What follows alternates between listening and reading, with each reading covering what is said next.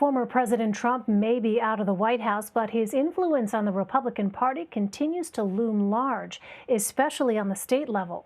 This weekend, the Republican Party of Arizona voted to censure some high-profile people in their own ranks. The list includes the state's Republican Governor Doug Ducey, former GOP Senator Jeff Flake, and Cindy McCain, the widow of the late John McCain. Both Flake and McCain endorsed President Biden in the election, while Ducey was targeted for his implementation of COVID-19 restrictions.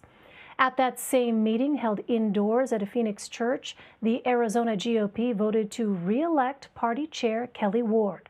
The unwavering Trump supporter challenged the state's election results in a lawsuit. It was ultimately rejected over lack of evidence of fraud. Dylan Smith joins me now from Arizona. He is the editor and publisher of TucsonSentinel.com. Dylan, welcome. Thanks very much for being with us. So a new opinion piece in the Arizona Republic is titled "Republicans No Longer Want Republicans in the Arizona Republican Party." So tell us, Dylan, what is behind that headline? If you look at what the Arizona Republican Party's been doing, not just, terribly recently since the election, but over the past several years, they've really been doubling down and doubling down and doubling down yet again on the most fervent part of their right-wing base. Basically, people who want Donald Trump to remain in office, even though he lost the election. Now, Kelly Ward was reelected as the state party chair this weekend, narrowly, but the folks she beat were also pretty hardcore Donald Trump supporters. It's not as if there is a movement within people who are actively involved in the party to do anything but be the party of Trump right now. She was elected on the second ballot, beating out someone from southern Arizona who was also a pretty strong Trump supporter.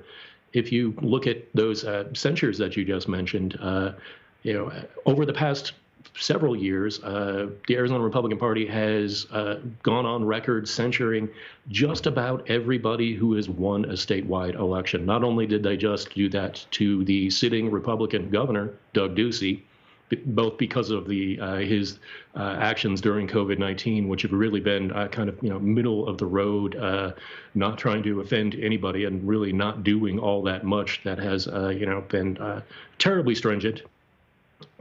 If you look at that, and if you look at what they've done with Jeff Flake and Cindy McCain, and several years ago censuring John McCain, if you've won a statewide election as a Republican in Arizona, the party has probably tried to disavow you at some point. So, Dylan, what does that suggest to you? Because that's such an interesting dynamic that you point out. And this is something that Cindy McCain herself described as sort of a badge of honor to be included in this group that was censured.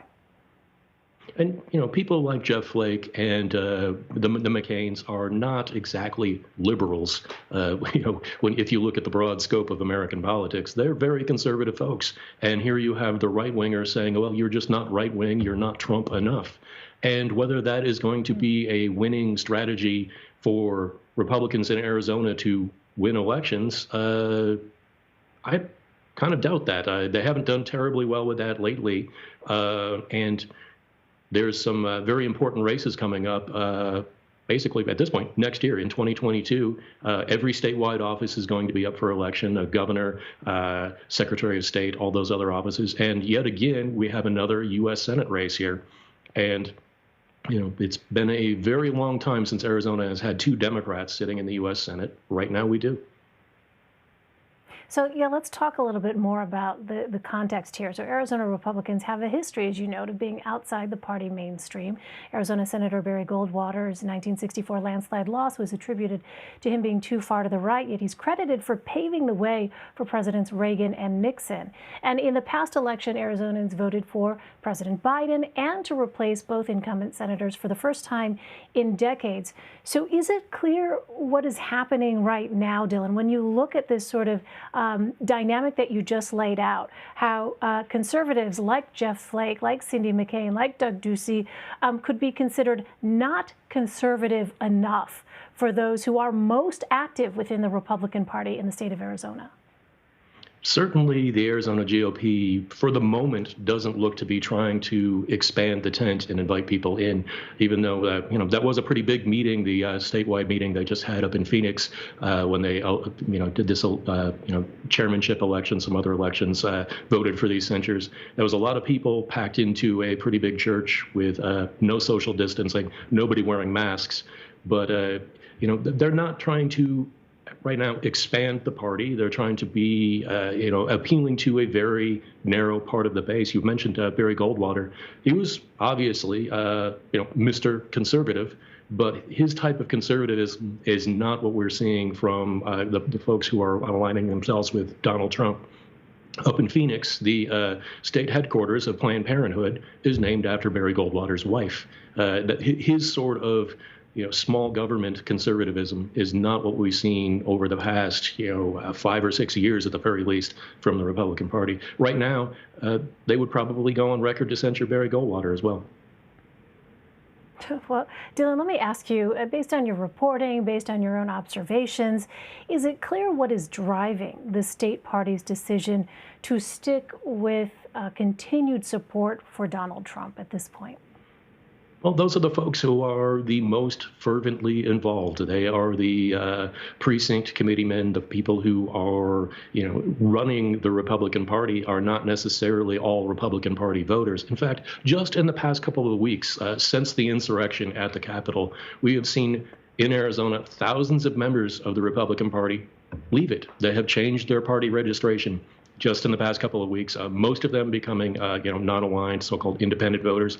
Quite a number of them switching from Republican to Democrat, just in the few days since we saw that riot at the U.S. Capitol.